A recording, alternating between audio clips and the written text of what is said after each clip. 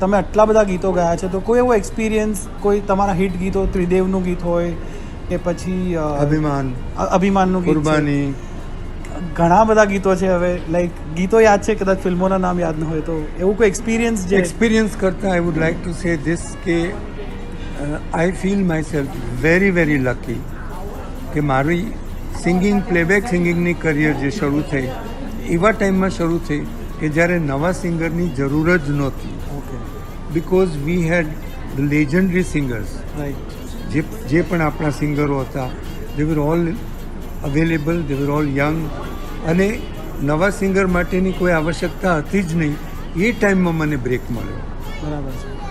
એટલે I feel ઇલેટેડ કે આવા મહાન સિંગરોની વચ્ચે મને ગાવાની તક મળી, મને ફિલ્મોમાં પ્લેબેક મળ્યું. જે ગીતો મળ્યા એમાં એવા પણ મળ્યા કે જેમાં 3 સિંગરની જરૂર હોય તો એમાં ત્રીજો હું હોઉં. કિશોરદા, રફી સાહેબ, મનર ઉદાસ, લતા મંગેશકર, મહેન્દ્ર કપૂર, મનર ઉદાસ, એવી રીતે. સો આઈ એમ વેરી લકી કે મને એવા ટાઈમમાં આ ફિલ્મોમાં ગાવાની તક મળી. અને બીઇંગ ગુજરાતી, એ જ મોટી વસ્તુ છે. બહુ જ અઘરું હતું.